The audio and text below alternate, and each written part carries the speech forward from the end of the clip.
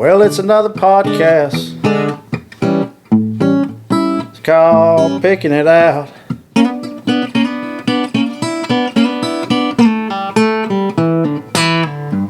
It's another podcast. It's called Picking It Out.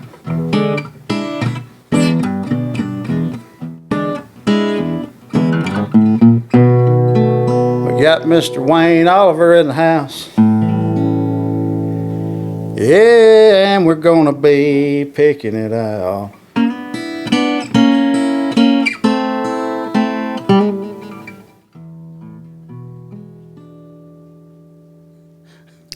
Pretty good, my friend. I got to do it every time.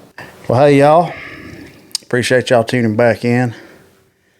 I really don't want to spend a whole lot of time talking. I want y'all to hear this guy right here. He's been around the music business for a long time, and not a lot of people know that. But you're about to. Mr. Wayne Oliver. How you doing, man? Glad to see you, my friend. Thank you for coming up here to Brentwood. Yes, sir. Glad to. Appreciate you having us out to your home here. We enjoy what you're doing, and to get to hear the stories from a lot of the older acts, writers, means a lot. Yes, sir. People this day and time don't pay any attention to them. No. You know, and it's a shame that our business has changed so much in the last 15, 20 years that I don't even listen to it anymore. Oh, I don't. I say it all the time, especially about country radio. Yeah. I hadn't turned it on in over 20 years, probably. Only time I listen to something is somebody tells me I got a cut. There you go. And I listen to it there and everything. Well, tell everybody how you got started in all this business here. Well, God and luck. I was originally from Martinsville, Virginia. I was raised there.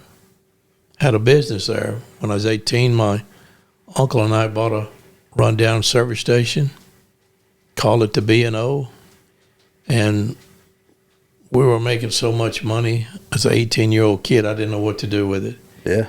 But we knew everybody in town, and a lot of fun, and a lot of times I wish I'd never left, but I love music, and those days we had the 8 tracks which you played, and Elvis was my favorite, Otis Redding, and George Jones.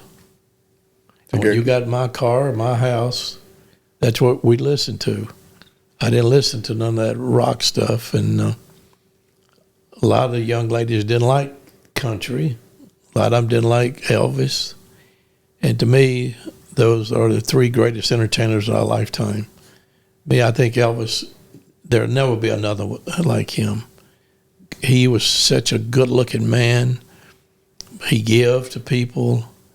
He was just all around it. And Otis was a great singer, great writer.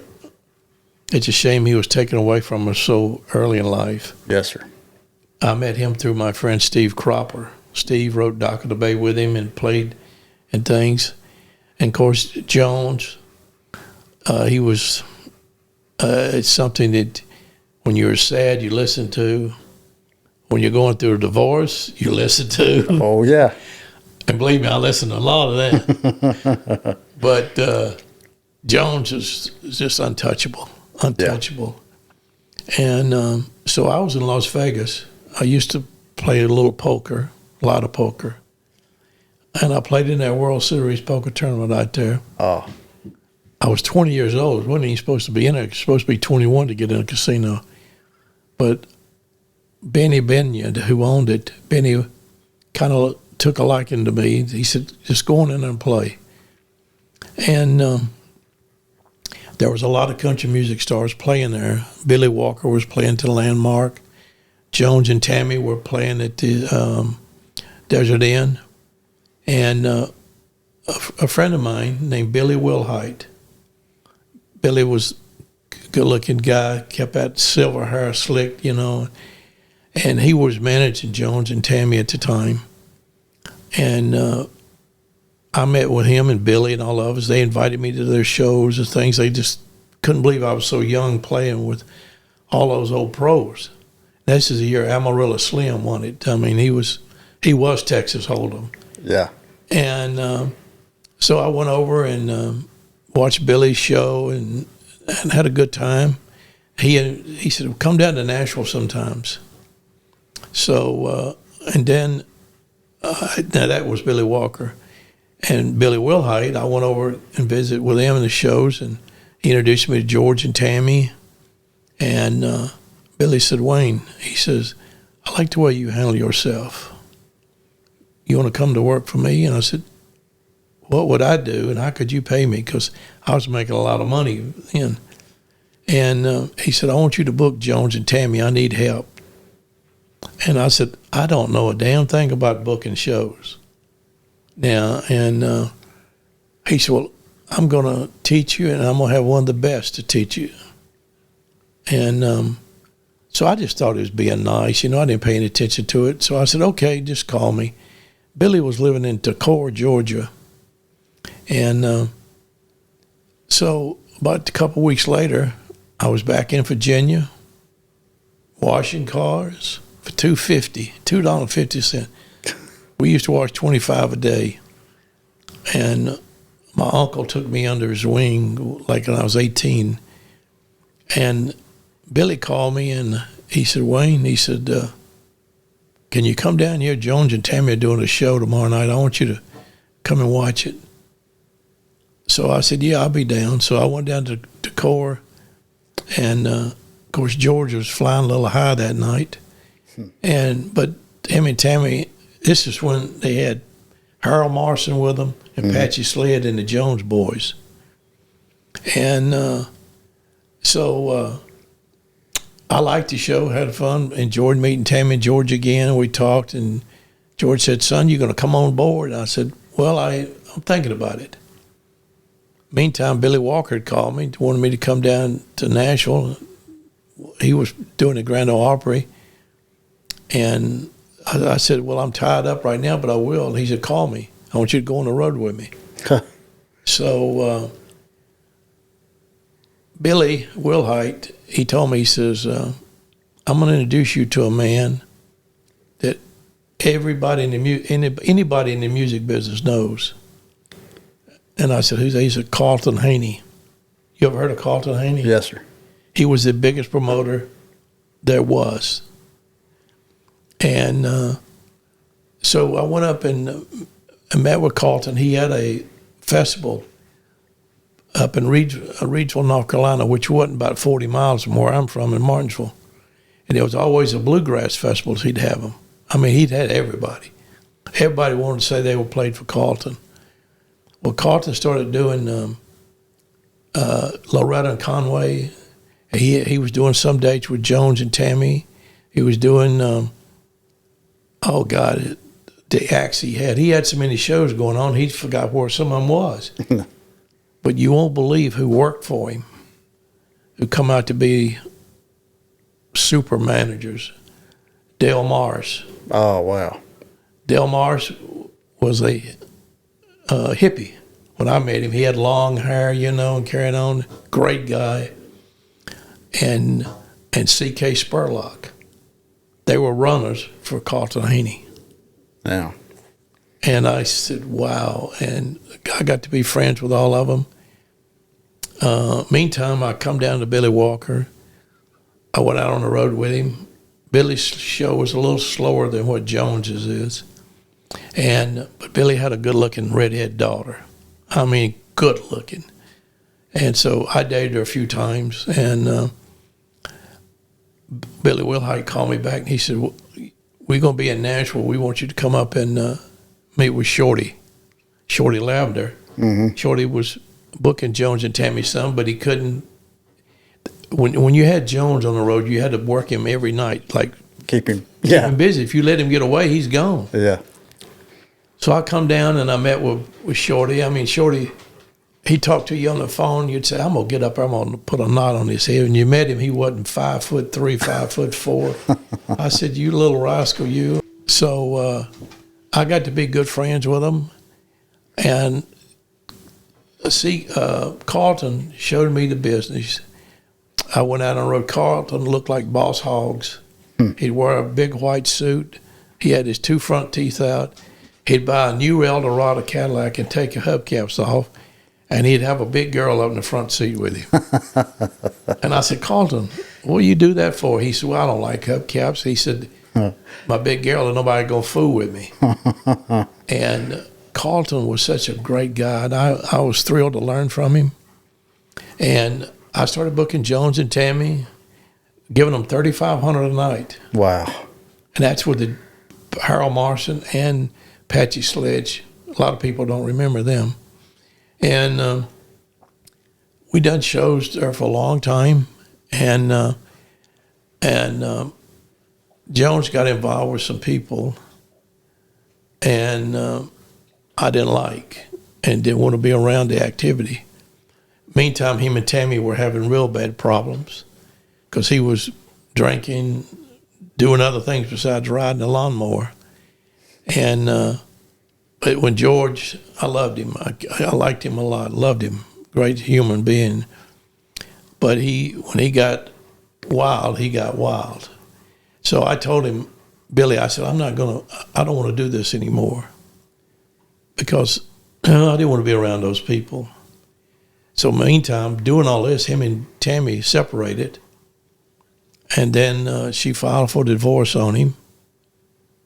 And he lost his cars. George didn't even have a car. And you said, man, how in the world a man like that not have a car? So he called me. I was back in Virginia. And he said, Wayne, he said, can you come and get me? I said, where you at? And it was somewhere down the alley, Skull's place, that's where it was.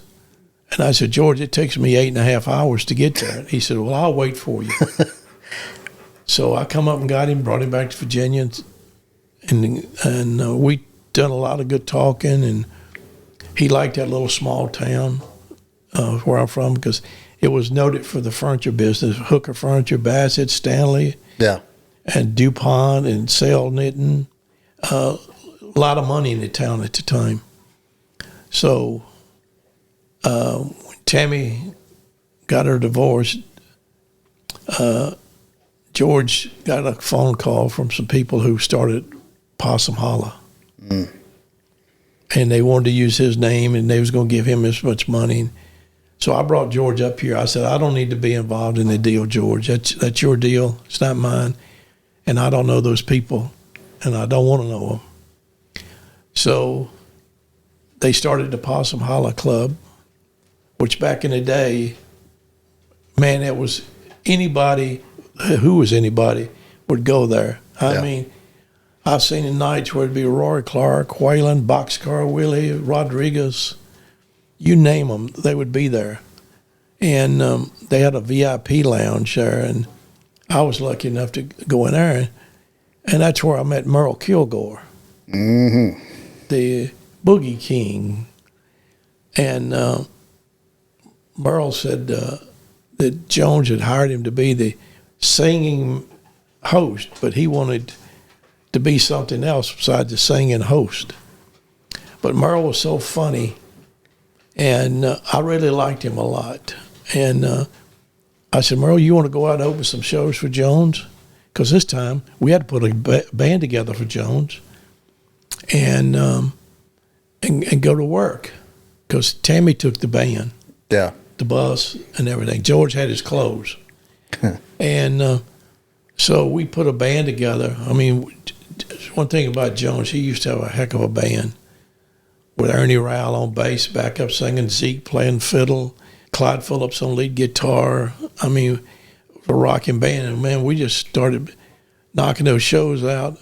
Kilgore out there, he would do our emceeing and sang Wilverton Mountain and his songs.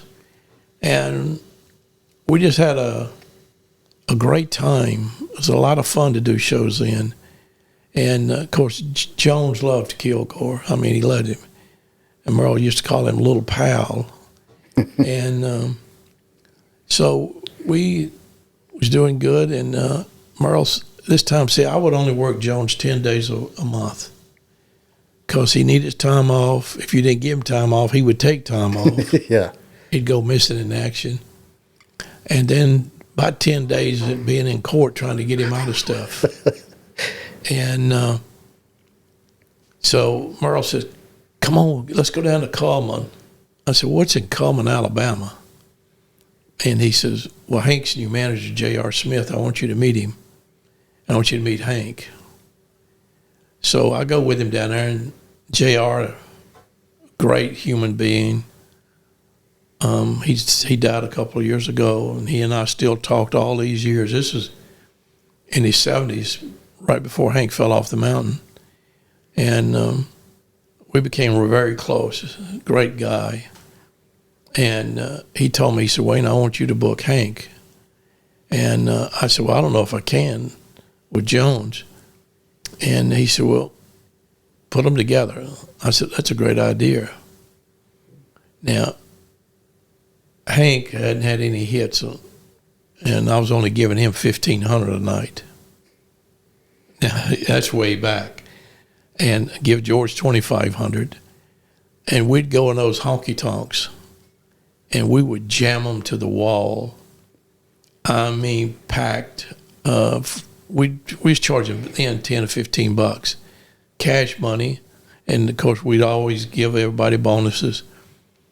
And then Hank was really kind of cocky and arrogant, and I was too. So I just told JR, I said, I can't book Hank, because Hank would get mad and walk off stage and things. He said, well, let's let it lay down a little bit. He's going to Montana. But he said, I want you involved with him. So that's when he went to Montana, and that's when he fell. Yeah. And, man, I don't know how he's lived. I went to the hospital when he was in the University of Virginia to see him. Kilgore and I did. And it was a shock to me to just look at him. Yeah, his head was bigger than a watermelon, wrapped in white tape, and you could see his eyes and his mouth. And they said he won't play anymore. Well, he had a suite in the hospital, and he had a baby grand piano brought in, and he would sit there and pick and play. And, man, I tell you, I felt for him, because he was, you didn't know what was going to be under that wrapping. And he wanted a steak. And I remember Kilgore said, brother, how are you going to chew a steak? He said, get a blender. I mean, he'd write stuff down because he couldn't talk much. Get a blender, chop it up real fine. So Kilgore and I went to a place, had him cook a steak, went and bought a blender, and just grind that thing up and had him a big straw, and he was sucking that through there. Oh. And he says, man, it's good. Oh. And to go what he's been through, it scared me when they took advantage of.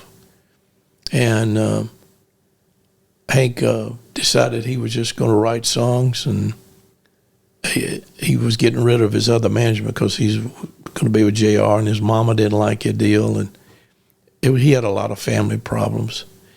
But he overcame it. I'll never forget when he come back, and that's when the guy who played the Waltons, what was his name? Richard Thomas. Richard Thomas called and wanted to buy the rights. He wanted to play Hank in that movie, which he wasn't big enough. I don't know. But they offered so much money at the time, Hank needed the money. But Richard did a pretty good job, but he wouldn't. Yeah. They needed, because Hank's about 6'3", 6'4". Yeah.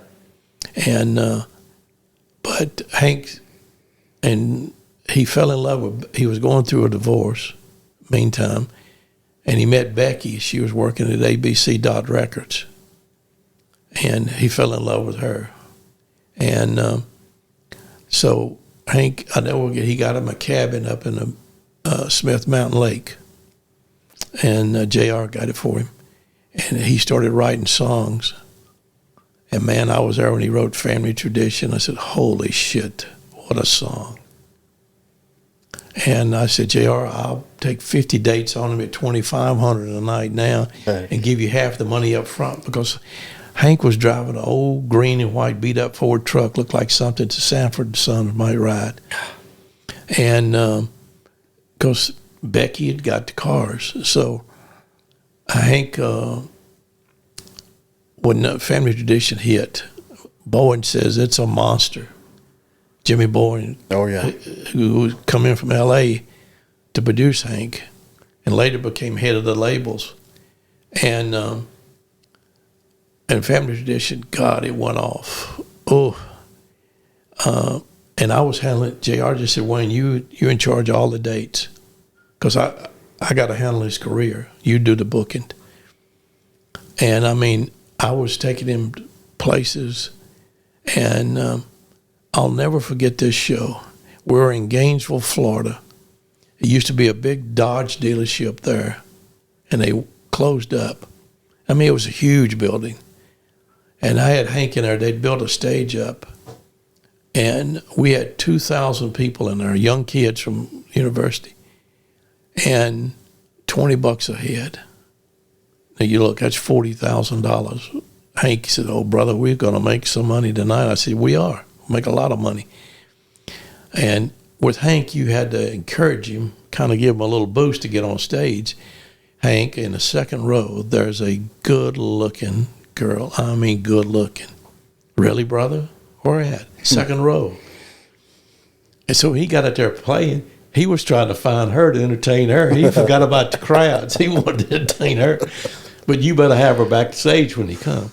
But that night, you know, Hank is so talented. I mean, he played everything on stage. And I mean, he'd done over a 2.5-hour show, which we were supposed to do but 60 minutes. But he's entertaining that girl. Yeah. And he got on drums. I'll never forget it. He was beating them drums to death. And next thing he done, he laid back and he fell off the stage. The stage was about 5 foot. He fell off. We said, oh, brother, did you hurt? He said, oh, no, I'm all right. He said, she's still out there. No, she's backstage now.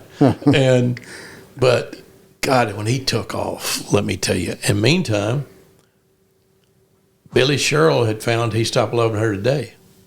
Jones hated the song, hated it with a passion. That moment song, nobody wants it. So Billy and I come up with the idea. If he got in his Mercedes, we had a tape of it. I'd play it. He got on the bus, we'd play it.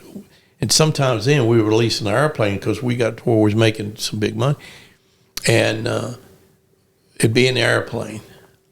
And then when he got on the juice, he would start talking like the old man about how the old man hated that song, and the duck liked it. He'd talk about the duck, and they'd get in arguments. And I've been in the car with him. He's wrecked 2 or 3 times because he's one of the worst drivers in the world. Sure.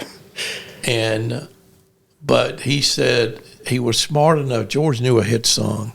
He said they need to rewrite the verse. Call Billy and tell him. So I called Billy and I said, tell Braddock and Putman they need to rewrite. He said they already done it. They got it here.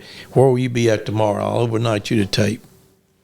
And so we got the tape, listened to it, and George, when he went in the studio, he was trying to sing it like He Stopped Loving. Now, help me make it through the night. And Billy said, no, we don't go that route. But it took quite a few sessions, and when he did hook it, it's over. I mean, what a song. So I had him and Hank going in nightclubs at 2,000, going into Coliseums 8 to 12,000, and just like that. And Jones could not believe it. That song was that good. And people, if you listen to that album, there's a song on there is better than He Stopped Loving Her Today, called I'm Not Ready Yet. Oh, yeah. Tom T. Hall wrote that. He used to say, oh, Jones is not ready yet. What a song that was, let me tell you. And it peaked at like number 5 or something, but Jones he got to missing a lot more shows, and he wouldn't promote the song. But God, I told Alan Jackson here a few years ago, Alan's daughter went to school where my kids did, and he was at the basketball game, and I said, Alan, you need to cut I'm Not Ready Yet. He said, I love that song, but he says, I can't do it. No, I can't do it better than George. He said George done took it all out. Yeah. And by this time, Hank come out with Hank had a roll of songs just popping out. And they got so hot that I really couldn't keep up with it all by myself, you know. And so George was still involved with some of those people down at that nightclub. And I said, George, I can't do this route. And next thing you know, George got into some heavy stuff with those people. And they sold his contract. One time, George had 5 managers, and he didn't know none of them. It's crazy. Yeah. And so I took a time away because Hank was, we just put his name up, and boom, it was gone. Yeah. And finally, when George got real down, real low, and this was a time when somebody kidnapped Tammy. Mm-hmm. And see, George had planned a birthday party for Tammy at the Possum Hollow Club. I never forget, he bought her a new gold Thunderbird. He didn't have the money. Back then, I loaned him, it was $6,000 some for a new Thunderbird back then. And he bought it, give it to her, and George really thought they were getting back together then. And a few days later, they found her in the trunk of the car. Somebody beat her up real bad, and of course they found out who done it, but they wouldn't bring any charges. But they set it up like Jones done it. Yeah. And George would never do it. George loved Tammy the day he died. He still loved Tammy. And but finally, we got back into a rhythm, and Jones and Hank. The songs were coming out so fast, and I'll never forget. We were playing Moultrie, Georgia. They had a big football stadium down there, and Paycheck was on the show. George Strait was on the show. I forgot 4 or 5 other acts. Well, by this time I would fly in and make sure everything's set and pick up our money. And I had a couple of guys that would, sometimes George would want to drive his car. He wanted to have his car with him. And I'll never forget, we were at all that show, and Jones hadn't got there yet. This time Paycheck done his show. Well, George Strait done his show, and Paycheck. And I see, I would require half our money up front when somebody else bought the dates. Yeah. And so we were getting $25,000 that night. It was like a Thursday night. And I said, where in the hell's George at? And so I said, well, it looked like he's not going to be here tonight. So I went over and told the promoter, I said, George hadn't got here yet. He said, Wayne, I don't have the rest of the money to pay you. I said, what? You owe me $12,500 and you don't have the rest of the money? He said, no. He said, the ticket sales weren't great. And come to find out, he'd give a lot of tickets away. He wanted to just impress some people. Yeah. And I said, well, I don't know what I'm going to do. George sure can't go on if he ain't got his money. I didn't tell him he wasn't there. Yeah. So he said, I'll tell you what I'll do. I'll let you keep the deposit, and we'll just cut the show off now. I said, well, about that time I looked over, and here come this silver Lincoln in, and it was Jones. I said, oh, what am I going to do now? So I go out there. I said, George, where have you been? He said, we got hung up in the traffic and this and that. He said, let me change pants and shirt, and I'll be ready to go. And I said, well, you wait here till I come back. So then I had to go back to the promoter and say, look, George is wanting to go on. And I said, you need to come up with that money somewhere. If don't, he's going to be real upset. Well, he went and he come back with rolls of quarters, dimes, 20. He come back with a whole bag full of it. He got the money. And George went out and done a hell of a show. Meantime, it done got a little cold there. And the instruments, I never get Gaddis, but this time Ron Gaddis was playing with us. Oh, yeah. and his fingers had got numbed. And so we done a great show, and after the show, George Strait come over to me, and my friend Ray Baker was producing George Strait when he first started. And he said, Wayne, I'm looking for a manager. He said, would you like to be my manager?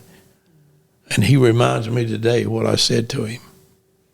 I said, George, I got one, George. What would I do with two? And I said, because I had two of the best racehorses in the business, Yeah. you know. And I turned it down. Meantime, Dale Morris had took over Billy Crash Craddock. And this time Elvis had died. And Billy Crash, I mean, God, he was, boom, 18,000 seater. And Dale used to call me and said, Wayne, how about let Jones open up some of our shows? And I said, okay, this is what you got to pay me. So we worked a bunch of shows. Next thing you know, C.K. Spurlock had Kenny Rogers. All come out of that little place there in regional North Carolina with Carlton Haney. You ask anybody in the bluegrass business about Carlton Haney, and they said he was a godfather. He's the one put it out there, and he's the one taught me the business. And meantime, our good friend Billy Willite had a heart attack and died. And that really upset Jones because they were very close, and it upset Tammy because Billy was good for him. But things were going so fast you couldn't keep up with it. I mean, Hank this time like I told you before, he was the first artist to come out with a big stage and a lighting system, go out on the road. Because most time you go to Coliseum, you use their stage or whatever. Yeah. But Hank had his own. I mean, it was unbelievable what he was doing. And his concession business was making more than what he was getting a night. Yeah. And then with him and Jones together was just, sometimes I sat down and think about it and said, did it really happen? You know, because we're talking this 80s now. And we won with Jones. He stopped over her today. We won Male Vocals of Song of the Year. And then here come Hank, Entertainer of the Year, 5 years in a row and all that. I mean, it was unreal. But with George, I felt sorry for him in a lot of ways because he would always, I'll give you an example. People used to approach me and say, well, you can make a lot of money if you do this with Jones. I said, I'll make a lot of money without anything. I said, I don't do nothing. I said, 2 beers, I'm high. I smoked cigarettes since I was in the Army. Smoked 2. I don't drink coffee. I don't drink whiskey. I don't do any drugs. Jones noted. Hank knew it. They would never do anything in front of me, which I didn't. Whatever they done behind doors was their business. It wasn't mine. And I still have that same belief there. I've never done anything except what the doctor give me some Darvocets for headaches or something. But I love my mother too much, and I wasn't going to do anything to ever hurt her, you know. And she loved when I'd bring Hank and Jones to Martinsville. She loved to cook for them. And Jones, he loved the meat and 3. That was his favorite, meat and 3. And, of course, Hank loved meat and 3 too, but he liked a lot of game and stuff. But it went on for many years, and then I made a mistake of, we were in Bossier City, Louisiana. My friend John Wolcock owned a big hotel down there, a very wealthy guy.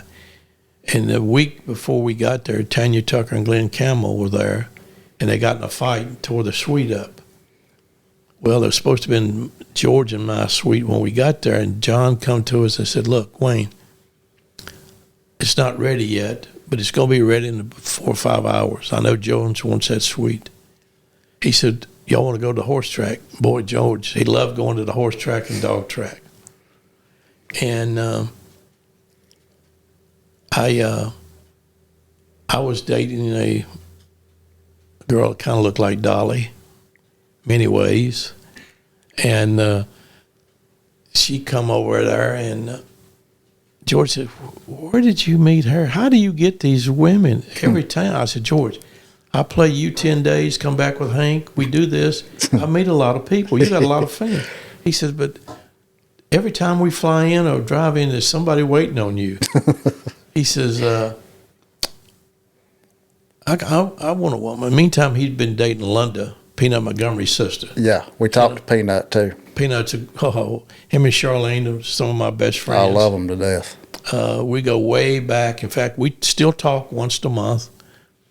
And Peanut, what a writer! What a writer he's written. And when Peanut became a minister, Jones and I donated to his church. And I can't say enough nice things about those people. But meantime, George loved to go to the horse race and dog races. I'll tell you a funny story of what we did. We was in California. We was doing a tour out there, and we had a day off, and George wanted to go to the horse track. And we had a friend out there, old Don Sessions. Don's passed away since then.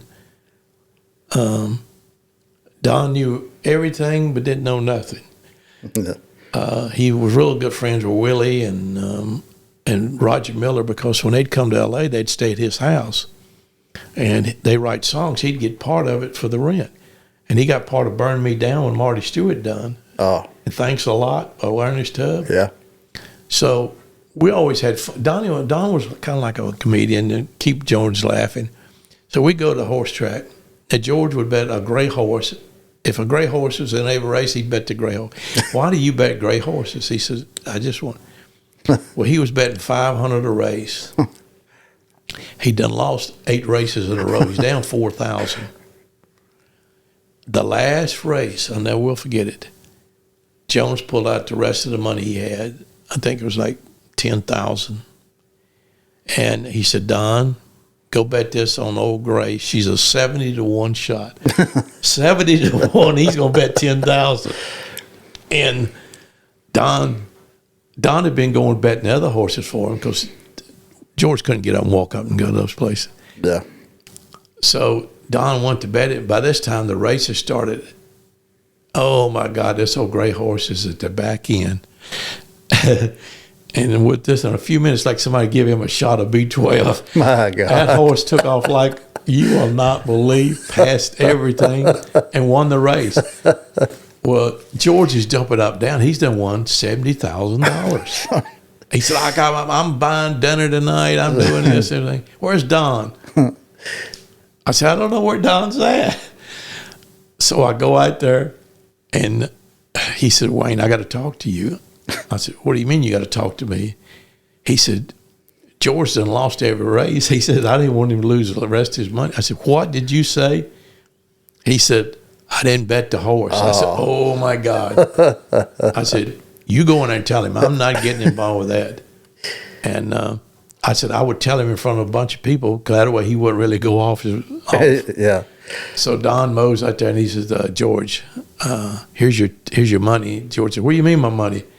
He says, you talking about 70,000? He said, "No." He said, I didn't bet the horse." And George said, "What do you mean you didn't bet the horse?" He says, "You done lost every race, and I didn't want you to leave here empty."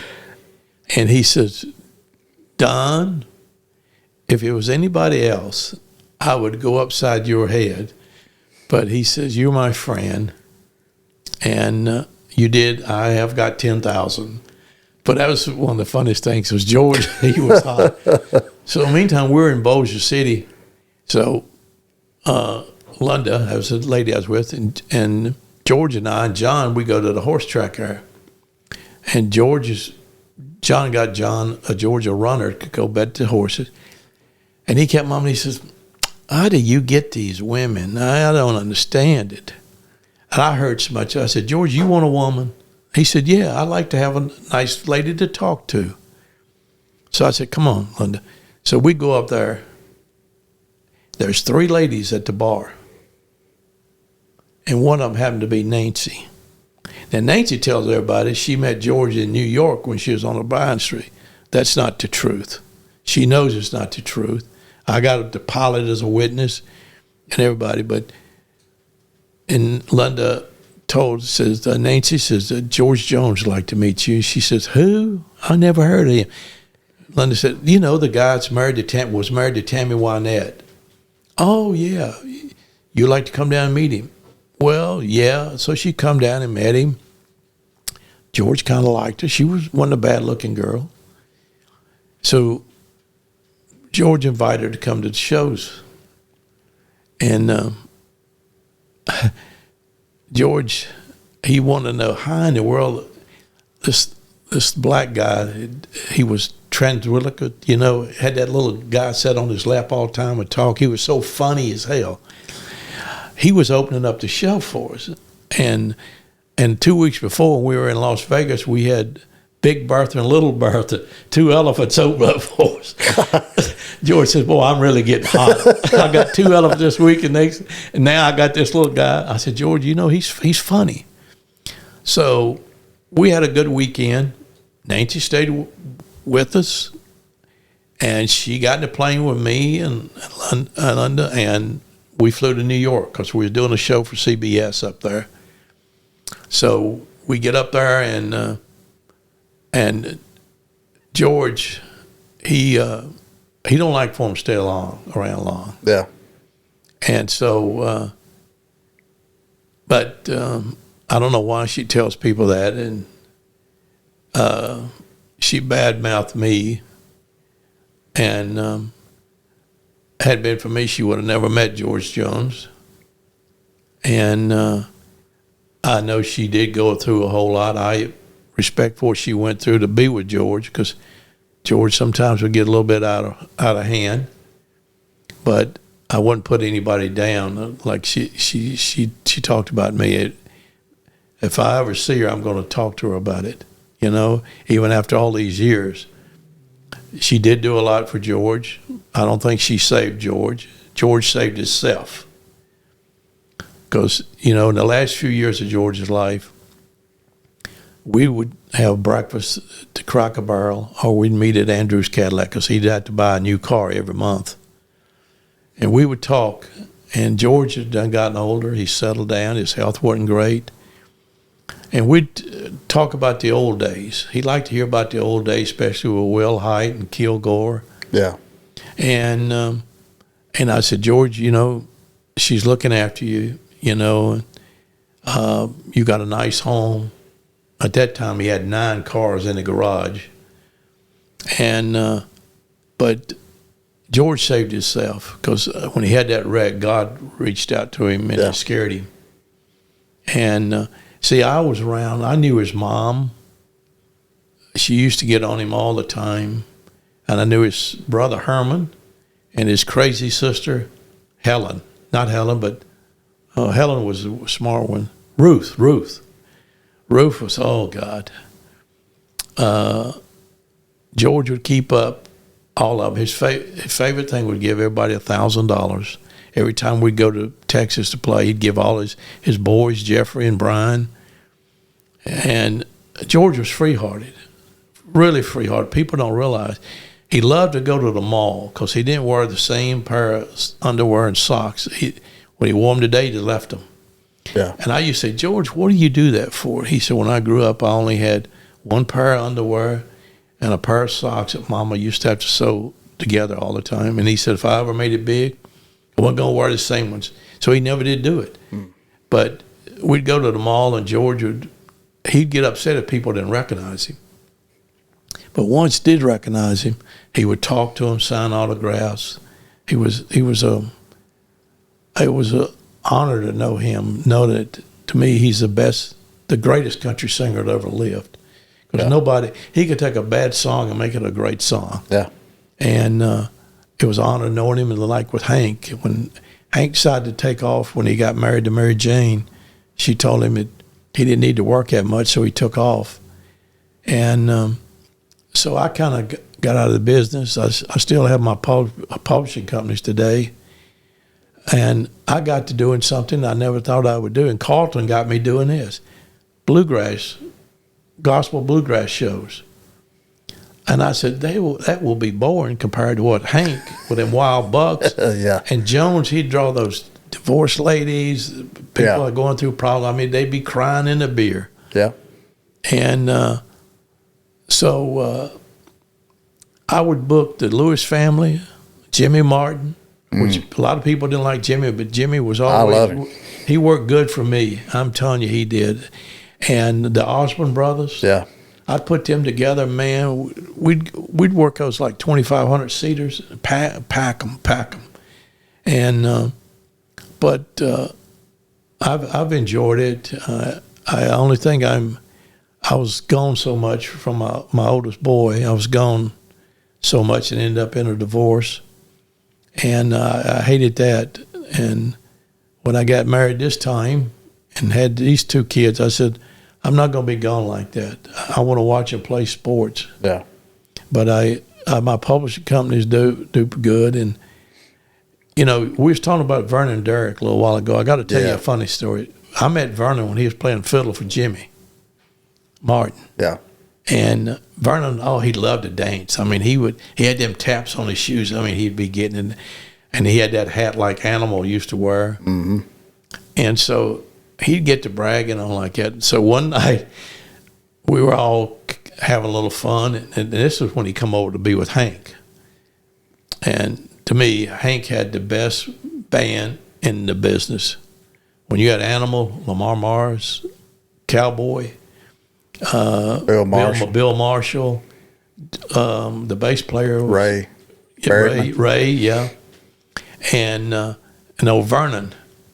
So we went by a store and bought some itching powders. Yeah. And see, Vernon would take that hat off and his toupee and leave it together. He didn't pull it separate. So we put itching powders in that thing. Hank says, we're going to watch you dance now. And we got out there doing the show, and all of a sudden you'd see Vernon doing this. And I mean, we were laughing, and he got where he had to walk off stage, and he went to the bathroom, and I went in and I said, Vernon, what's wrong with you? He says, look at my head, something's eating me. and I got to laugh, and I said, we just put a little itching powder in there. But he was oh man, what an entertainer he was. You know, when Hank would get sick or something that happened, I'd take the band and go on and do. I mean, Lamar and Animal singing, didn't miss a beat. Yeah. I mean, we'd say, Hank's sick, he can't play, I'll give you your money back. And when they'd hear the band, they didn't want no money back. Because let me tell you, they would rock it. Oh, yeah. And I missed some of the boys. I'm glad you done an interview with Animal. I love him. I hope you do one with Cowboy. Yeah, we've talked about it. Yeah. And me and Ray's talked about it. Yeah. I hadn't seen Ray in a while. I don't know if is he still around Nashville here? I think he's around Kentucky somewhere. Yeah. And, with the Jones boys, I keep up with Ernie. And Clyde, he passed away. And then I don't know where Zeke's at now, but Jones had a good band. I mean, you look at some of the bands out here now. I mean, back then days with Jones boys, we dressed to a T. Yeah. I mean, to a T. Now Hank's band, they wore their jeans stuff, but they were all pressed. They were nice looking. I don't understand some of them now come out there the way they dress and T-shirt on, holes. It's not our business, It's changed a lot. It sure has, and I don't miss it. Well, I mean, you lived it, and so many things. I'm gonna tell you the best guy I ever worked for. The best, Charlie Pride. I don't doubt that. The best guy. My friend Jim Prater worked with Charlie. Jim managed Mel Street. Okay. Oh yeah. And Charlie Pride at one time discovered more acts than anybody in the business. I mean, from Gary Stewart to Ronnie Millsap, David Sugar. I mean, he had a row there. And Pride wanted me to book some dates. I used to do a lot of shows over in the islands, in Caymans, Bermuda, and Puerto Rico, all through there. And so I got where I'd carry Pride over there, just knock them out. I mean, Charlie and Rosine, they tried to hire me to go to work for them, and I'd have to move to Dallas. Mm-hmm. And I didn't want to leave my oldest son, didn't want to be that far from him. Even though we were divorced, I still, but Charlie Pride, what a man he was and what he did. And I was very fortunate to manage Dottie West the last year of her life. When she got in all the trouble, Larry Butler, who produced Kenny and Dolly, was in Vegas, and she called Larry, and she was looking for me, and she said, Wayne helped Jones get straightened out. He can help me. Mm. And wow. So we come back, and my lawyer and I, we helped Dottie with some stuff, but some of it was so far gone we couldn't get it. The banks had done foreclosed on our house. We was able to save her bus. Then I had a friend of mine out of Tampa who owned a Budweiser company. He sent me money to buy all of her furniture back for her. And then wasn't long after that, she had the accident. Dottie was a great lady, a lot of fun. And I used to do a lot of work with private parties with Big Al Downing. Oh, boy. He was so funny, but Big Al could entertain. And I tell you what I did, and people said, you can't do it. I took him down in Mississippi and Alabama to open up shows for Hank. People said, you cannot bring a black man down here and put him up for Hank, those wild kids. And I asked Hank for that. He said, well, whatever if you think, can he entertain? Because, he had the song Mr. Jones and Touch Me was number one. And then later Tom Jones cut Touch Me, and it was a monster. But I said, I'm not worried. Al can handle his own self. And he come out on that stage, and those kids seen this 450-pound guy, and he'd beat that piano like Jerry Lee and could dance. And, man, they loved it. And Hank used to call him lamb chops because the way he moved around. But, there again, it's not the color, nothing. It's your entertainment. And Big Al, let me tell you what, after that, I had him in Myrtle Beach. He played 4 days, like Thursday, Friday, Saturday, Sunday, in Myrtle Beach every month. He was the number one drawing act down there in Myrtle Beach, South Carolina. That's something. Oh, yeah. I mean, he just packed the place because those kids love to come and do that dance style. They love to shag and do stuff. Yeah. And nobody else was doing it. Yeah. And we done that. But then I got a call one day from Al's wife. And she said, Wayne, Al's in the hospital. He's real sick. He wants to talk to you. I said, okay, you call me. And we talked about everything. And Al had leukemia. And a couple of days later, he died. Mm. And I was going to have Steve Cropper to work with him because Steve liked him. I carried him up there to do a show with St. Jude's Hospital. Steve raised a lot of money for him. And I carried Big Al up there. And Steve, he said, man, I got to get you in the studio with me. And then that's when he got sick, and nobody knew he had it. And he died. But I've been lucky to be with these artists. And I tell everybody, when my office was on Music Row, I always had an open door for the songwriters. Yeah. Come in, I'll listen to it. If it's good, I'm going to tell you. If it's bad, I'm going to tell you. Most of them were bad. Yeah. But like I was telling you one day, this young kid walked in, big guy, long hair, looked like Jesus. And I said, my secretary, which was Terry Jo, Tony's sister, said, Wayne, some guy here looks like Jesus wants to talk to you. And I said, well, maybe Jesus wants to talk to me. And he come in, his name was Roger Allen Wade. Oh, yeah. And he was a poet. He was like Christopherson. And I said, well, Roger, I'm going to do like Waylon told Billy Joe Shavers one time. I'm going to listen to your songs as long as you're playing me hits. When you get a bad one, you're out of here. Yeah. First thing he played me was Involuntary State of Mind, which later Hank Jr. stated Country State of Mind. And but Rogers wrote My Old Body's Like a Suitcase. He's written for Willie, many different people. Johnny Cash, I think. Yeah, he dated Johnny's daughter for a while, June's daughter, I should say.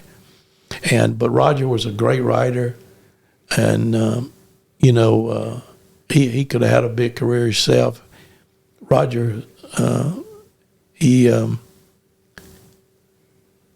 I don't know if he really wanted it, because a lot of people rather stay as a writer and they be home. Yeah. And they still make more money because they don't have to cut it up. People say, boy, y'all made a lot of money tonight. I said, yeah, you look, I charged, when I managed and booked, it was 25%. Most of them now is 15 and 15. Mm-hmm. And when you take in 100,000, some of these acts now going out there with 4 tractor and trailers, 6 buses, how they making money. I know it. I don't know how you do it. Jelly Roll, there come a guy, if he'd been here 20 years ago, they wouldn't even let him in the front door. No. That's how things have changed. And believe me, I love Jelly Roll. I love to hear him preach. I think he could be a heck of a preacher, But how they carry all of that Lear jets and, expensive and all them buses. And when you turn around and look, say, oh, God, I took in 100,000. I ended up with 5,000. You got all the expenses, and things. With Jones, we used to try to keep it simple. We leased a bus, and when we got to making money, we leased a twin-engine plane to carry us around, because I'd like for him to get a good night's sleep and stuff. And I know my son wanted me to tell you this story. This goes way back. One time, I was still living in Martinsville, and I got a phone call about 5 o'clock in the morning. The phone kept ringing and ringing, and I said, who in the world? And it was I called the number, it was Jones. He said, son, that's what he called me. He said, son, you got to get down here. He says, there's some raccoons on the ceiling, and there's a fat man trying to catch them. And I said, George, tell me that again. He said, yes, raccoons in my house. I said, you sure you ain't seeing things? He said, no. He said, I got the gun on them right now. If they move, I'm going to shoot them. And he said, will you come down here? And I said, okay, I'll get the pilot. I'll call, the plane was based out of Roanoke, Virginia. So I called Costco, the pilot. He said, I'll pick you up in an hour. So he come to Martinsville, pick me up. We fly down there. And I said, Jones, you make sure you at the airport to pick me up in Huntsville. He said, okay, I'll be there. And he was there. And he got to talking to me, not watching where he was going, running out of the road. He said, I got them cornered. He said, I don't think they'll move. And we get to the house. He had like a fireplace, and it had a drop down, cedar shakes. It was kind of like a roof. Yeah. He says, you see him, look at that fat guy up there. Look at him. And look at all them raccoons. You see those little beady eyes? And he said, they're kind of like mine, because, his mom used to tell him sometimes he looked like a possum. And he got me believing it. He says, son, I can't lay down in here. We got to get out. And he had a double-barrel shotgun. He said, I'm going to wake him up.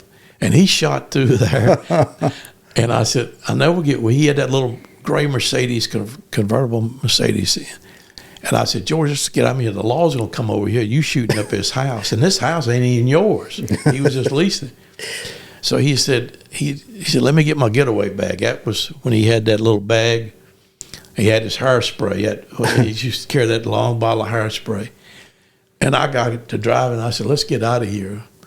But for a long time, he still believed there was somebody up there.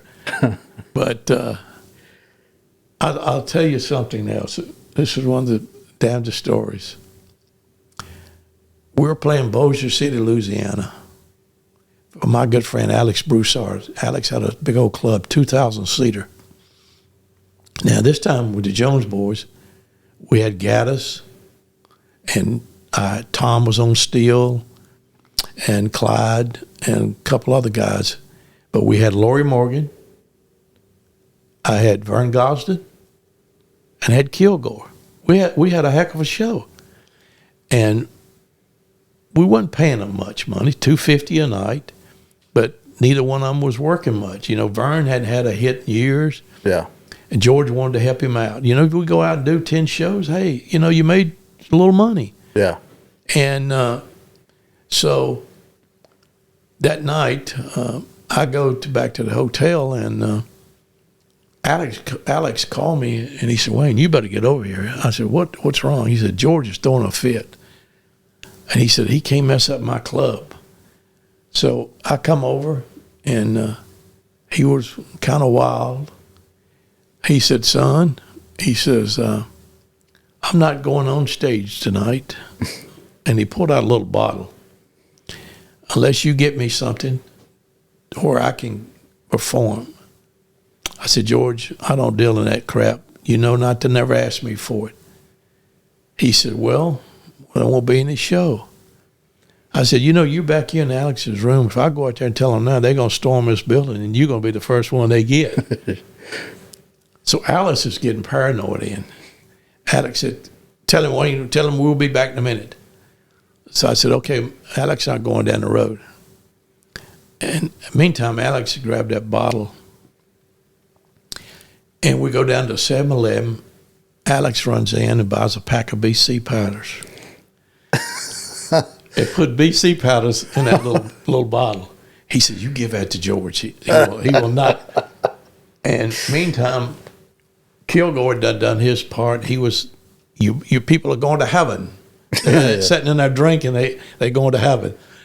And so Vern's are getting ready to come on. And so I go back there where George is at. I said, here, George, don't you ever ask me for this anymore. Now, the only reason I'm doing it is because Alex don't want his building tore up.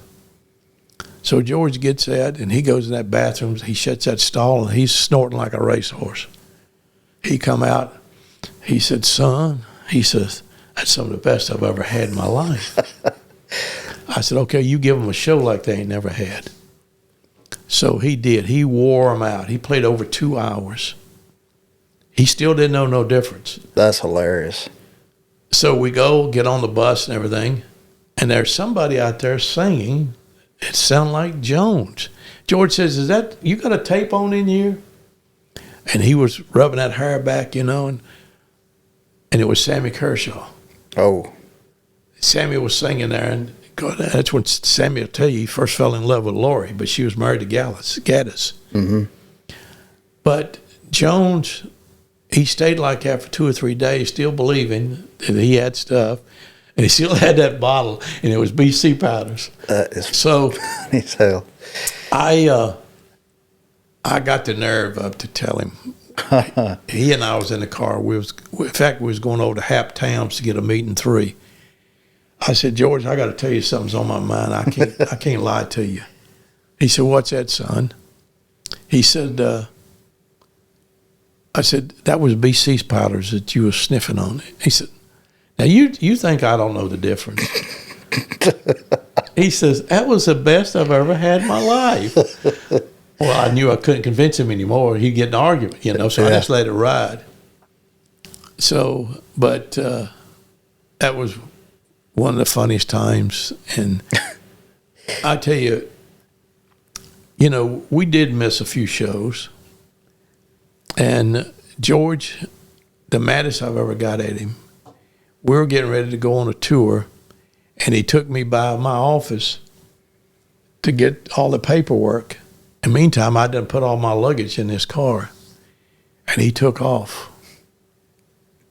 I didn't hear from him for a week. Now I'm mad because I don't have my hair dryer and my clothes.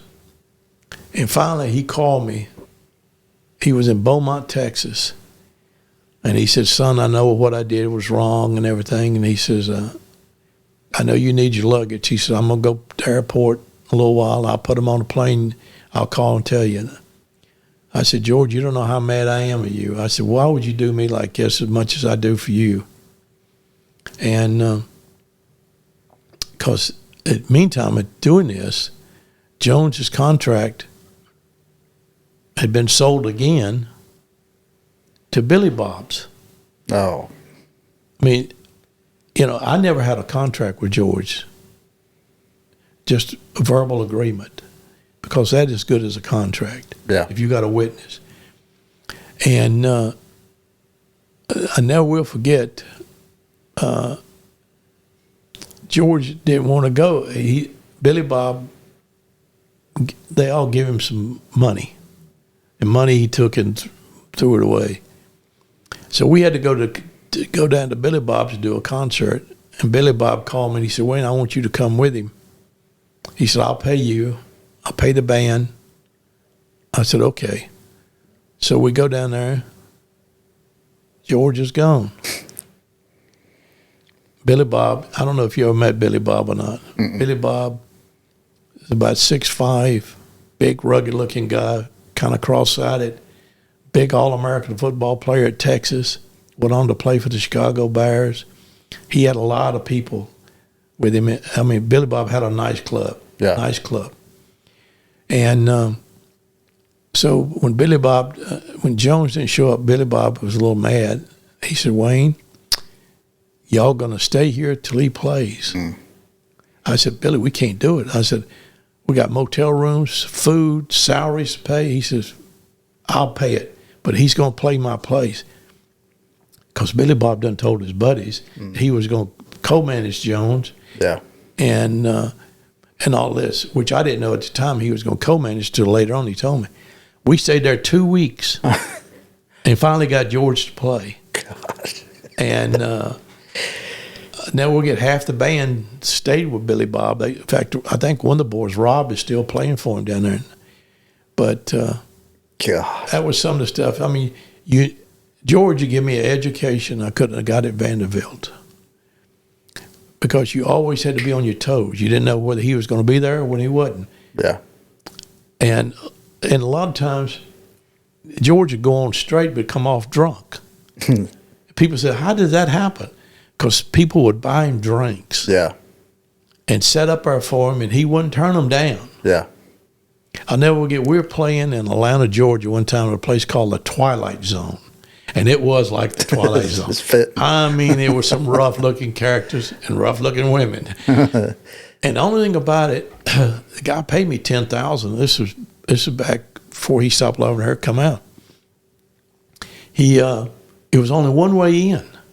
Usually we'd come through the back door and go right up on the stage. Yeah. But we had to go through the crowd. I said, oh, my God, this is going to be rough. Yeah. So I get George up on the stage, and I mean, he's knocking them out, and they're bringing him drinks, and he's knocking them out. And all of a sudden, George had to go to the bathroom, but he was afraid to get down. So he just peed in his pants. And the club owner said, look at what he done, peed in his pants. I said, well, I got to get him off. I said, he's not going to walk through the crowd there because I don't know if you ever watch wrestling. I love wrestling. There was a wrestler there by the name of Haystack Calhoun. Yeah. 601 pounds, bib overalls and a chain around his neck, barefooted. And the owner says, Haystack, would you take him up there and get Jones off the stage? Well, he picked me up with one arm like this and carried me up through there, reached down and picked up Jones. And I had a couple of diamond rings there. I was trying to pull my rings off. I was pulling my hair. And Haystack got us through that crowd. And George says, you're a mighty big boy. And I said, George, if he hadn't been this big, we wouldn't have never got through there because this crowd, they get to drink and they get to believe in their George and they get wild. But Cohen, the Lions, and the Panthers. Oh, when Hank and I had the club there in Panama City, Hank also had a house. JR had a house, and I bought the lots between. I was going to build a house. Well, meantime, I'd had David Allen Cole on the road with us. Now, David and Hank would draw 10,000 or 15,000 people. I bet. Only thing Hank hated about it is, David was Mormon. He had 7 wives. And David would do a hell of a show I'll give him credit. He never give me any trouble at all, except sometimes his bodyguards would bring out those big chains and would start swinging them at people. And David would get off. He would change, and he wanted to be a bodyguard for Hank. Come on stage. Well, Hank didn't care if he come up there, but he'd bring those 7 ugly wives. Now one of them was pretty, and of course David wasn't good looking himself. But Hank couldn't put up with him up on the stage, so he said, Wayne says, you got to tell him, leave him off, or I can't put him on the shows. So meantime, where we were living at there in Panama City, before you go across the bridge, there was a country club there, and it closed down. Well, they had this big old building, and David come down, and he wanted to be near Hank and us, and he rented that building, huge building. And he'd come over to the house, and he'd want us to come over and eat with him. And Hank said, I'm not going over there to eat, brother. He says, you go. I said, why have I got to go? He said, well, you the booker. You book the shows. And so I didn't want to hurt his feelings, so I went over there. And I don't know if you've ever been to the Barlin and Bailey Circus, but that's what it looked like. I can imagine so. We go in there, and David has beds built up and sheets around it, and he'd have a hot tub. He had 7 bedrooms like this. I said, oh, my God. And not only did he have the wives, and if he had children, they stayed with him. But their mom and dads come and live with him, too. He had the whole thing. Yeah. And I said, David, how many people's here? He said, oh, about 40-some. You keep up everybody? Yeah, everybody keeps me. They sell concessions for me. He said, let's step out the back. We go out the back, and there he is, got a black Jaguar cat. And that thing kind of, and David reached down and hit him in the head. And that cat only had a chain around his neck. That was it. And I looked over, and there was 2 bobcats. He had them. And he had another animal. Well, the panther's a jaguar, a black one. I mean, it was yeah. No, he had the monkeys up here at the hotel. So I said, David, I got to run because I wasn't going to eat. I didn't know what they were eating. No telling what to, yeah. So I get back over to the house. I was telling Hank. Hank was laughing. He said, are you kidding me, brother? I said, no. Let's go over. I'll show you. Oh, no. I don't want to go over. So Hank had a big boat there, and JR had a big boat. And we had a boat dock. We'd go hang around in the entrance and have a drink, and a lot of the ladies would come over. Well, about this time, here come a boat. Coe's up front. It looks like Abraham Lincoln's boat. Oh, my God. Coe's up there, and he's pulling those. He had both Jaguars on each side of it. That's right. He had 2 Jaguars. And the girls had one on each one of them had that. And Hank, I said, look at here. He said, hell, here comes the Beverly Hillbillies. He had all them animals. When he got close over, the guard told him, he said, you can't bring these animals over here. You don't even have them, just a chain on them. They could get away from you. And eventually they made him move them down there, the health department and the game. But he had those cats. We were playing Washington, D.C. I never will forget it. Paycheck showed up.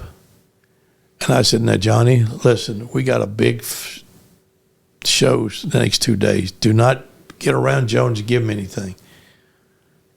Well, Johnny was already about 3 sheets in the wind. And so we had to sell out, done good. And Jones said, I said, after the show, Jones and I are going to get in the plane and fly on up to Logan, Ohio, so he'll get a good night's rest and we'll be ready because we're doing 2 outdoor festivals. So George said, I think I'll ride the bus. And I said, George, why you want to ride the bus? And we got the airplane. We're going to be there in about 45 minutes. He said, well, I just need to stretch out and relax a little bit. I said, okay. So I told Paycheck, I said, don't you get on that bus. I told the bus driver, do not let Paycheck on and do not let George off.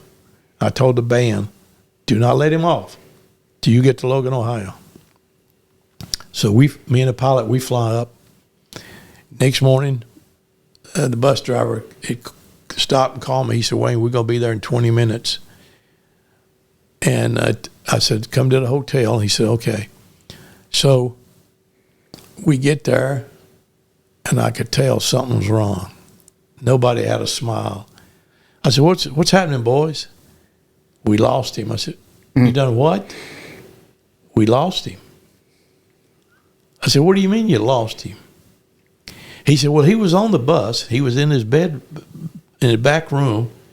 And when we got here, we kind of laid down, and he's gone.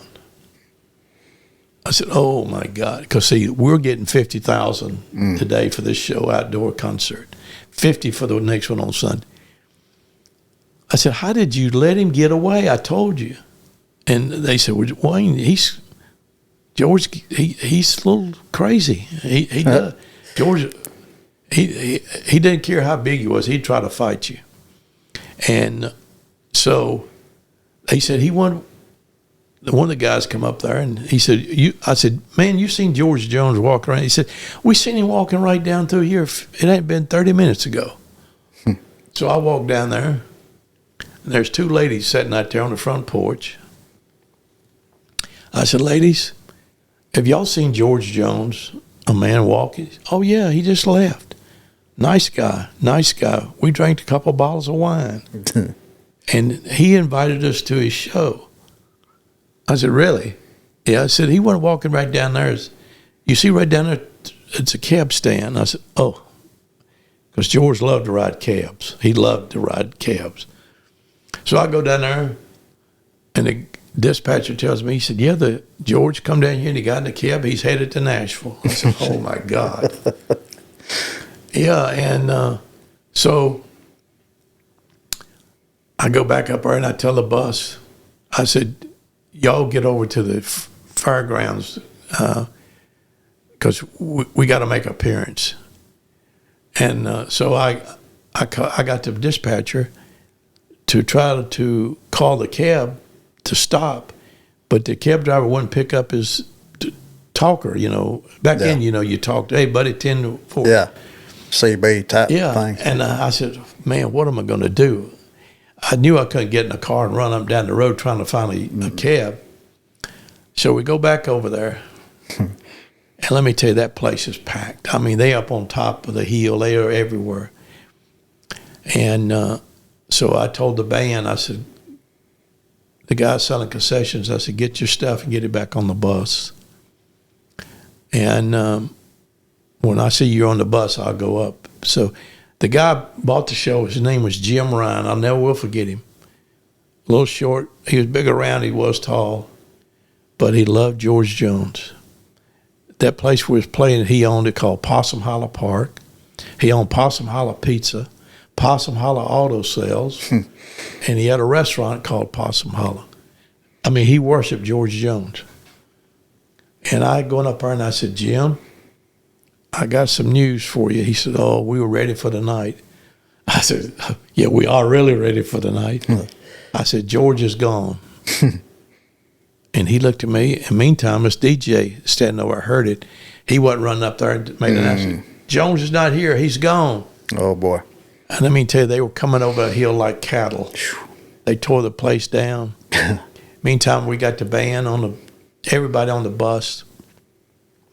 And just so happened, I had a 38 with me because I could carry but then I had a permit. And I told the driver, I said, we got to get out of here. He said, we can't. People laying down in front of the bus, people everywhere, throwing rocks at us, cutting the tires. And by that time, see, some of the Hells Angels followed Jones. Yeah. Because they loved his music, and they were very nice people, some of the nicest people you'll ever meet. So I seen Spook, and he was in charge of this club chapter. And I said, Spook, come down here. I said, brother, you got to help us get out of here. He said, what do you want me to do? I said, get those people out in front, put the motorcycles in the front, beside, and behind. He said, well, get it done. We go out in there, and we're on the rims. We finally made it up to a truck stop. And I said, man, we got to have new threads all the way around. And I told the guy, I gave him my credit card, and I think spooking them. Meantime, the pilot and I went and got in a plane, come to Nashville. I knew Jones would be at the Hall of Fame because he had a girl up there he kind of liked. We go there, and she said, Wayne, he just left. He hadn't been 5 or 10 minutes left. I said, what? How did he do that? She said, I don't know, but he had a guitar with him he bought from somebody here. Oh, God. And so, meantime, I called the cab station back, and the guy said, yeah, we did get a report from the driver. He's carrying Jones to Panama City. And he said, is it okay? He said, will he get paid? I said, yeah, he'll get paid. That's no problem. So me and the pilot get back in the plane. We go to Panama City. Now, we go there. George and I used to stay at the Holiday Inn there on the water. And, of course, I was dating a girl that worked in the office there. And they had called me and said, well, your friend's here. I said, really? Yeah, he's here. I said, well, we're on our way down. So George kept that. When I got down there, they said, he's okay. He's not bothering anybody. I said, okay, just leave him alone. So I went over to JR and Hank's. And meantime, JR got a phone call from a Cadillac dealership. He said, JR, we know you know George's manager, Wayne. Yeah, he's sitting right here. JR put me on the phone. I said, yeah. He said, well, I don't know how to tell you this. I said, just spit it out. He said, somebody called my office and said they were George Jones. And I said, oh, yeah, that's a hot one. And he said, I hung up on him. They called back, and he said, by God, he was cussing. He said, I am George Jones. I want a Cadillac. What color you got? And he said, well, we got a really nice yellow one. He says, I'll buy it. George, he don't never Jew him down, whatever the price is he'd pay. So he called our office and had the girl to wire $20-some thousand. This was a Fleetwood Bronze Cadillac. It was an expensive one. Down there to him. So the guy was telling me, he said he wired the money. I got the money, but I can't find Jones. I got the car here. And I said, well, let me tell you, he's already got 6 cars. He don't need no more. And he said, well, I'll send you money back. Meantime, George left Mary and went to Lakeland. He forgot about the car. So he went back down to where him and Tammy used to live. And I went down there. And he said, I knew it was a matter of time you're going to find me. He said, how do you find me? I said, George, we play these places that people know us. And they think it's an honor for you to come down and stay at their place. So they call and tell me. And so, but he bought that car, never even seen it, never even drove it. We got the money back. Meantime, we get back to Nashville. My lawyer called me. Said, Wayne, you got a $50 million lawsuit against you. A $50 million lawsuit against Jones. They sued me because I signed the contract. I was his manager. And they wired the money into the escrow account. And I said, what in the world? I said, this is beyond me. So I found George. I said, George, now you really got us in some hot water. And I told him, he says, you mean poor Jim sued me for $50 million? I said, yeah, me too, George. And at the time I had homes and some land and stuff. And I said, George, I don't know what we're going to do. So meantime, my lawyer arranged a meeting with Jim, the promoter, Jim Ryan, and myself in his office. And I said, he come in, he shook my hand, and he said, Wayne, I'm sorry I had to sue you. I said, Jim, you had to do what you had to do. You had to recoup your money back. But I really don't know how you're going to do it because George is going to quit, and he's going to sing in some clubs there for tips. He says, my George Jones is going to quit? I said, yeah. He's going to quit. He goes, you'll get all his money, and he won't go to work. And he's going to work well, what club? I said, those little clubs around Beaumont, Texas, and Vidor down there. He'll work for tips like he did when he started out. And he said, what can I do? I can't have George doing that. So my lawyer, he was about to bust out laughing. I said, I tell you what I can do for you. I'll do you 2 free shows, one this year, one next year. You pay the expenses of the band, the bus, and the airplane. And the rest of the money goes to you to recruit, because it tore it tore the building down and everything, the stage and everything. Yeah. And so Jim said, you do that for me? I said, if you do that for me, I'll do that for you. So we shook hands, signed a contract. And I told Jones, and he laughed. He said, Wayne, that's a pretty slick deal. I said, well, it's not going to be slick when you go up there and you not get paid, because I'm not getting paid. Yeah. The band will get paid in the bus. So when the time come for us, I said, submit some dates. So they did. And Jim especially wanted the date before this year's gone. So I know it was in late September. We had a gig in Fort Lauderdale, Florida, on the beach, and it was paying us $50,000 too.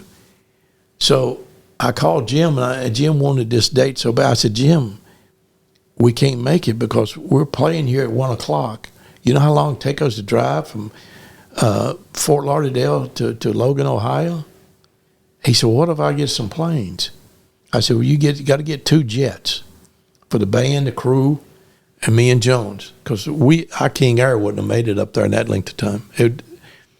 So he chartered 2 planes, Yeah. sent them down, picked us up. We go up there, and I'm going to tell you one thing.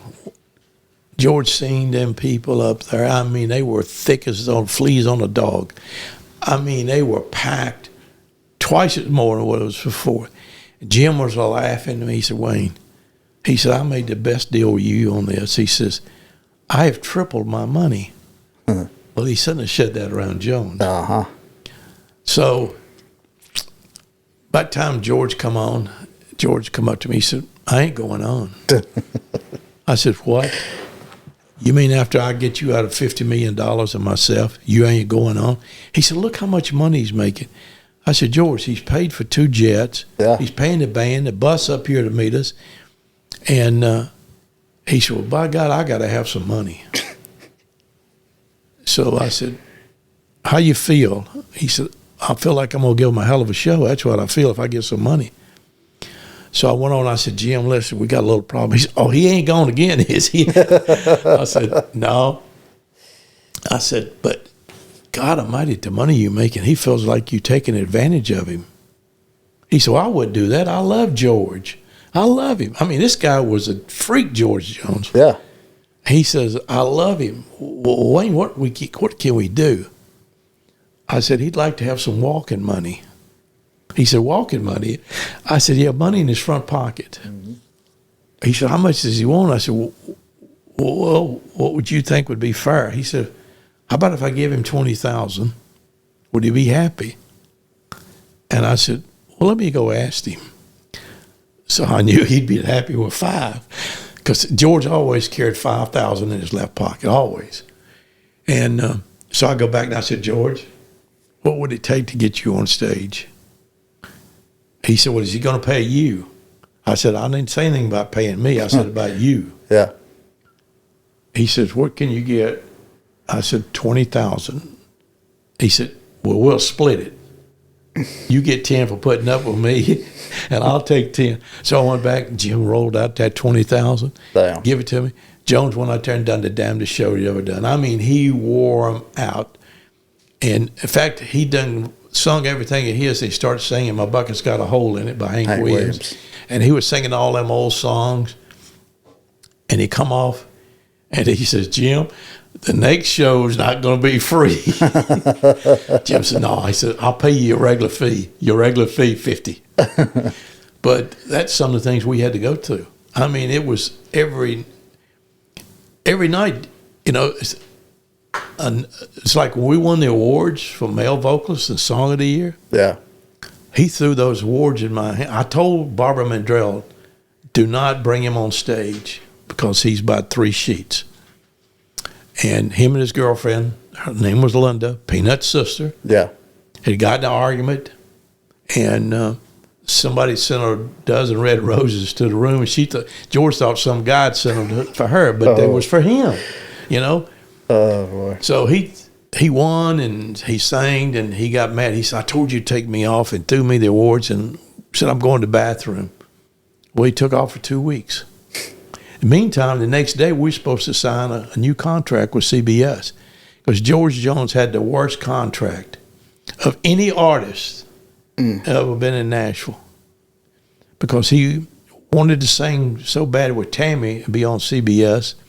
He took 33 cents. That's what he was getting per sale, 33%. My Lord. And I guess $30,000. So the next day we was going to have a meeting with Blackburn and everybody. I hired Jerry Margolis out of L.A. He was a great litigator. Jimmy Bowen told me to hire him. But Jimmy told me, he said, in fact, I want George over here with Hank on when Jimmy had Electric. He had Eddie Rabbit on there with him and stuff. And he wanted Jones on that label. And he wanted to produce Jones. So George was missing. So the next morning I had to go to CBS. They said, "Where's Jones?" I said, "He's gone." They said, well, "You think you want us to give him $500,000, and here he is. He don't even appreciate it. We're not going to give him nothing." I said, well, "It's up to you." So Margolis said, "Wayne," he says, "we got to have some leverage." He went and ordered CBS. Oh. They said that Jones owed him for $300-some thousand for missing. See, every time he'd miss a studio, he'd get charged for all the musicians and everything. When Margolis got through, they owed Jones nearly $300,000. Wow. So I had a link. I said, "Guys, we owe you 2 more albums. We're coming in here in 2 weeks. Book the studio. We're going to finish the 2 albums." Said, "You can't do it. You got to do one now and one 6 months. No, we're not going to do that. Jones's contract's up. We're walking." "What do you mean you're walking?" "Well, you cheated him. Cheated him out of $300-some thousand after he done come up here and borrowed money to buy the house on Franklin Road to give Tammy." And I said, "What do you think these other artists are going to think about you, little pal, little Jones? You cheated little Jones. He didn't even have a car here. You don't think they're not going to be ordered, y'all?" So, Blackburn he wanted to be a smart guy. He wasn't too smart. He let Johnny Cash go and and signed Ray Charles. So he said, "What do you want?" I said, "I still want $500,000 up front. And $33,000 is not good enough for Jones. I think we want $300,000. They said, "Oh, you're crazy." I said, "Well, let's just go to court." So I left, and Margolis said, "Wayne, I got to get back to L.A." He said, "Let him think about it." He said, "They don't want to be ordered again by every artist on this label." Yeah. So meantime, I found out Jones was there in Florence, Alabama, and he loved them little cheap motels. And he didn't think people would look for him there, but I knew I did. So I got wind he was there, so I got the plane. We flew down there. And I went to the lady. She said, "Yeah, George Jones is here. He's in room 33. You need a key." I said, "No." I go back there and beat on the door. I said, "Room service." He said, "Y'all don't have room service here." Because he opened the door and he says, "I knew you'd find me. I knew you'd find me." So I always carry a bag of potatoes with me and a 6-pack of Budweiser and some tomato juice. People say, "Why would you carry raw potatoes like that?" I said, "I'd pull them for him and he'd eat them. That starch would soak up that alcohol. And he would drink him a few Bloody Marys, beer and tomato juice. And the room was covered with chicken boxes where he'd get a cab driver and give him $100 and y'all work this off for me. Go get chicken. He'd drink an old Ebb Williams whiskey, which is cheap, Yeah. And he said, "Well, I know you're mad at me. I knew I blew the record deal. I cost you a lot of money." I said, "No, you didn't cost me nothing, George." I said, "We got it back on the table. Now, are you willing to straight?" He said, "You do what?" "Blackburn them's going to do." I said, "Yeah, we got everything we want." So we come back, get ready. I know we're playing Roanoke, Virginia. And I went over to pick up the money. In fact, Wendell Atkins was open for us then. We done sold it out. 8,000-seater at Salem, I should say. Meantime, I go back and get George, and he thumb-bolted the door locked, and I couldn't get in. And I said, oh, my God, what am I going to do now? And he found out he had some girl who went and got him some stuff and come back, and he locked on the door. Meantime, I had to go back and tell everybody George is sick, which he was, because when you take that shit, I think you're sick. And I said, I'm coming back here in 2 weeks. You want to keep your tickets? You can. And if you want your money, you can get that. But I said, I'm going to do a show for you tonight. I'm going to have Wendell Atkins and his band. And I'm going to have the Jones Boys with Laurie Morgan, Vern Gosson, and Kilgore. So nobody would leave. They're already there. They're going to see a free show. They're going to come back tomorrow and see the possum. So that's where I kept him out of a lot of lawsuits. Meantime, next morning, somebody's pecking on my door. Daylight. I said, yeah. He said, you mad at me? I said, you damn right I'm mad at you. I said, this is twice you got me hung up. In my hometown here, just about you missed the show. And he said, well, I'm sorry. Meantime, he had some little old girl there. She was trying to get her clothes on to get out the door. And I said, well, George, we got to fly to L.A. Meantime, we're going to drive through my hometown in Martinsville because I got to get some more clothes, and we're going to go to Greensboro and fly from Greensboro to L.A. We land in L.A. Margolis has got the limousine. He's got Blackburn, the other guy that was head of CBS at the time. And so we signed the contract in the limousine circling the airport. Meantime, they give that check out for $500,000. George reaches. I said, no, George, that's not yours, George. We got to pay Tammy. You owe Tammy child support $70,000. We got to get that off the books. And you owe me $50,000. You owe Margolis $50,000, and you're going to get $50,000 too. Meantime, the rest of the money is going to go in an account because I know you want to buy another home in Florida, and we're going to get these debts paid off. So Margolis wrote him a check for $50,000, and he carried the $500 check, deposited. He said, Wayne, I'll wire out the rest of the money tomorrow. So we're circling the airport, and George, he's laughing. He says, would people really believe this? That I signed this contract for $500,000. Meantime, we got the albums. He got $100,000 up front in the airport. And I said, now, George, people wouldn't believe half the shit you do. But I'm going to tell you something. The possum was a great guy. I was just an honor to know him. It was even as manager worked for him, book him and Tammy, to know Otis Redding. I met Otis a couple of times. In fact, he come to my hometown and played one time. I met Elvis a couple of times because I knew all the Memphis Mafia boys.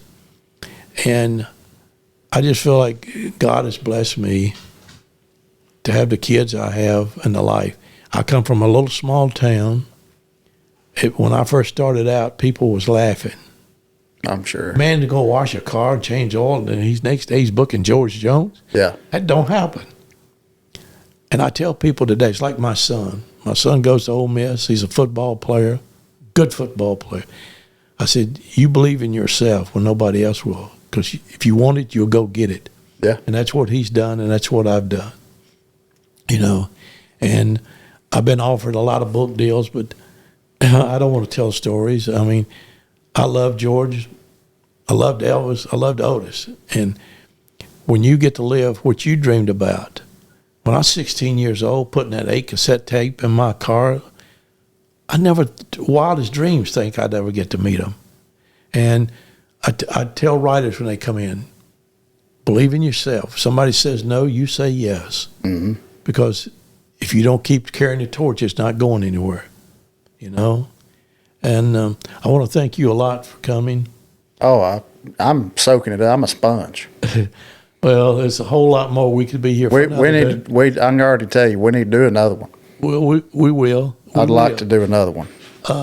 But And I want to mention too, your son, you're talking about John Wayne Oliver. He, y'all need to be watching for him on Ole Miss because he's going to be something. He already is something. He's going to be something. And don't forget about us little people when you go in the first, second round one day. Just saying. I mean, he was a heck of an athlete in college. He went to CPA, which is to me one of the greatest schools in Tennessee in the U.S. And he was a heck of a baseball player, pitcher. Knocked the ball. I mean, he's knocked it plumb out of the stadium into the football field. I believe that. And that's where I really wanted him to go play baseball, but his love was football, and I told him to dream about it. He had 30-some offers on the table, major schools. And he was voted the number one lineman in the state of Tennessee. He was ranked the 5th overall player. And he had colleges calling, coming here. Yeah. And that's my dream. Yeah. Well, he's got a good head on his shoulders too. Yeah. I can already tell. I appreciate him setting this up with me and you. It's an honor for me to just sit here and listen to all this. Well, we'll get together again. We'll tell some more funny stories. And I hope you get up with Cowboy. Yeah. And you know, but Hank, I mean, that band was rocking. Oh, yeah. The Jones Boys. Yeah. It was an honor back then for them to play for George. I could hear the boys. They would get there 2 hours early to get on the bus just so they could say, hey, we're getting ready to leave Apostle, you know? Yeah, man. Well, I appreciate you doing this. It's an honor for me. And well, it is for me. And we'll get back together and do this again. we hate for the delay, but we couldn't hold the power company back. Yeah, the power cut off. So that's one reason we run out of time, actually. But that's okay because we will do it again. We'll do it again. I'd like to. Thank you, my friend. And I appreciate y'all for watching, and we'll see you next time.